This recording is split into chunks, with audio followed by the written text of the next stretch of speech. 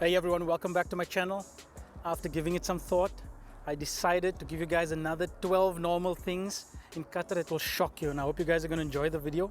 So let's get into it.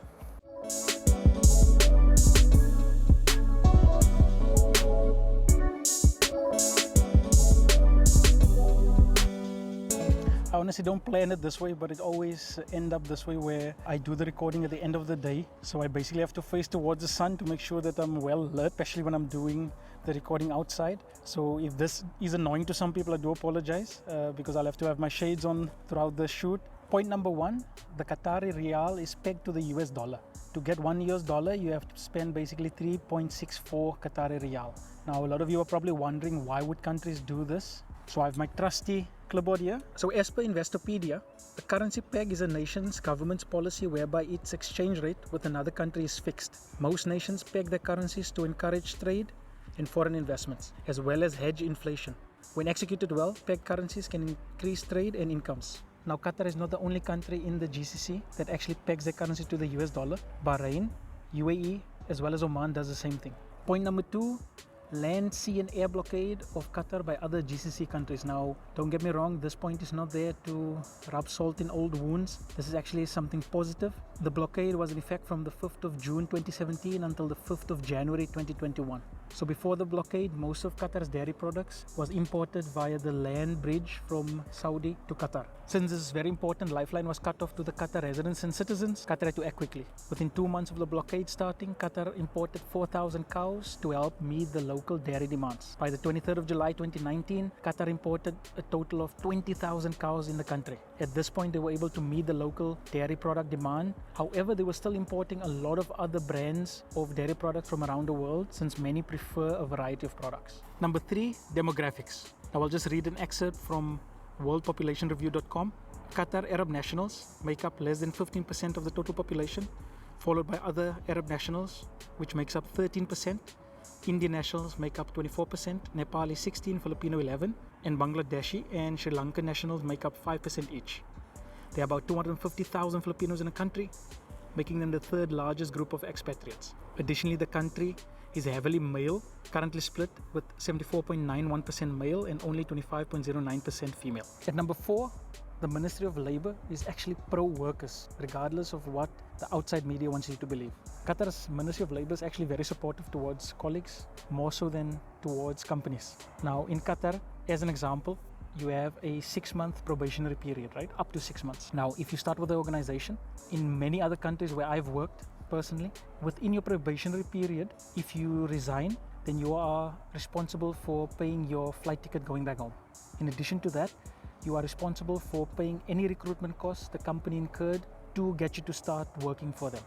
Now, that is if you resign within your probation period.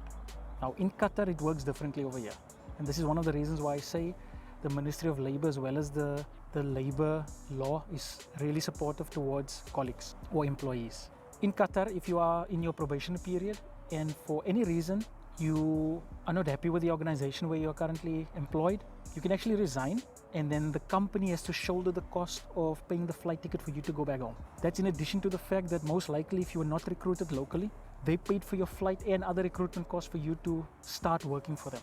So based on the countries where I worked, it didn't work like that, and it's one of the reasons why I believe the Ministry of Labour, as well as the labor law, is pro-employees over here. Point number five, visa on arrival. In August of 2017, Qatar basically announced that nationals from 90 countries will be able to get a visa on arrival, and this is an initiative by the Qatari government to boost tourism. This actually made Qatar the most open country within the GCC in regards to tourism. As you are probably aware, with everything that happened during 2020 and at the start of 2021, because of Vid, this visa on arrival was basically suspended until recently, and visa on arrival has been reactivated for about 80 countries. However, you will obviously have to follow strict travel requirements, and I will drop a link in the description of the moph.gov.qa website, where you can actually get all of the updated travel requirements for Qatar.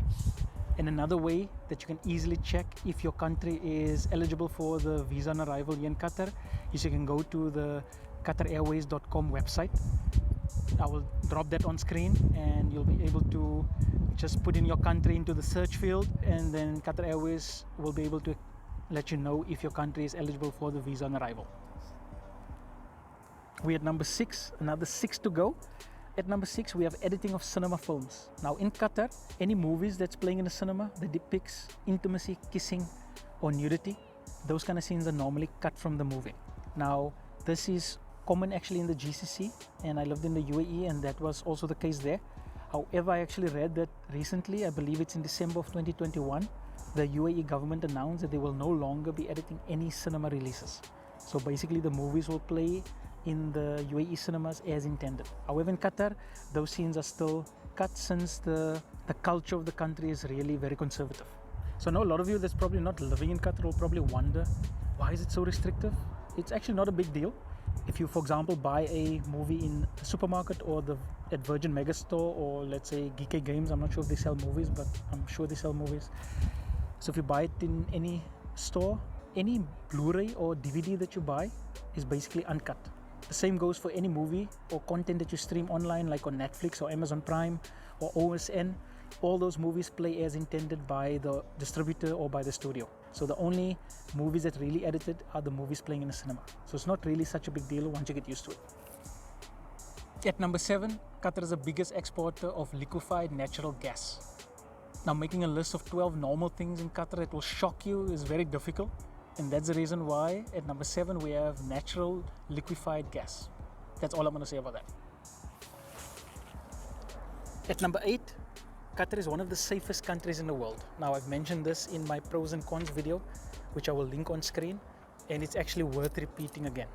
Qatar ranked first in the world and in the Arab region for its security and safety. So as per Numbeo, the state of Qatar has continued to lead the list of the safest countries and most crime-free countries in the world, according to the global database during the first half of the year 2020, and it is among 133 countries included in the assessment. At number 9, we have the Pearl. Now the Pearl is Qatar's biggest man-made island, and it's a mind-blowing 4 million square meters in size, and there are 50,000 residents living in the Pearl. The island is located 350 meters offshore from Doha West Bay Lagoon, and it also creates 32 kilometers of coastline. The Pearl is also Qatar's first freehold area where expats can own their property outright once purchased. And if you want to do a tour through Medina Centrale, which is located on the Pearl, I've made a video about that and I will link it on the description so you can just check it out there. At number 10, we have the FIFA World Cup. By now, everybody on the planet knows that Qatar will be hosting this year's FIFA World Cup. This is the most popular sporting event in the world. And with hosting great events comes great responsibility to provide accommodation. To accommodate the expected 1.2 million tourists or visitors that Qatar will be receiving during the FIFA World Cup, as per Al Jazeera, Qatar will charter 2 cruise liners to accommodate the visiting football fans during the 2022 FIFA World Cup. As it prepares to host the global football tournament for the first time in the region, which is the Middle East, the Supreme Committee for Delivery and Legacy, which is tasked with the preparations of the month-long event, signed an agreement with the Swiss-based European company MSC Cruise on Monday, earmarking ships with a combined capacity of 4,000 cabins. So basically they are renting 2 cruise ships with 2,000 cabins each, and they will use those ships as floating hotels. I believe that's the first time in the world that it's been done to accommodate a international sporting event like the FIFA World Cup. We are getting there, another 2 to go. At number 11, rainfall in Qatar. Rainfall in Qatar is minimal, averaging around 80 millimeters, which is 3.14 inches per year. It falls almost only in the period from November to April. Temperatures range from 22 degrees Celsius, which is 71.6 degrees Fahrenheit, in January, to around 45 degrees Celsius, which is 113 degrees Fahrenheit, in summer. And that summer gets really hot. I know many people will probably think of 80 millimeters and it doesn't make much sense, myself included, when I was researching for this topic. To put it into perspective, an average of less than 1,000 millimeters of rainfall per year across most of Africa. So that is the average of rainfall on the African continent. So contrast 80 millimeters with 1,000 millimeters. Now I know Africa is quite far away, so let's look at something a little bit closer to the Middle East. So precipitation in the semi-arid margins of the Middle East deserts range from 14 inches, which is 350 millimeters, to 30 inches, which is 750 millimeters annually, as per EOLSS.net. Now there you have it, guys. Even in the Middle East deserts, it rains much more than it rains in Qatar. In Qatar, it's only 80 millimeters per year on average. Finally, we got there. At number 12, Qatar is the second flattest country in the world. I honestly didn't know this before I researched. And as I mentioned, it's not easy making a top 12 list. So I hope you guys are enjoying this. And for those who are still with me, I do appreciate you. So Qatar is the second flattest country in the world, with the highest point lying at just 338 feet. Only the Maldives is flatter, with a high point of just 6 feet. My God, that is flat. So you can't do sandboarding Maldives, I don't know. This is good news for cyclists and runners, bad news for hikers. Guys, I hope you enjoyed my video. If you do like it, please smash the like button, subscribe to my channel, and ring the bell icon to be updated whenever a video goes live. And as I've mentioned, I do appreciate you, and I'll check you guys in the next video.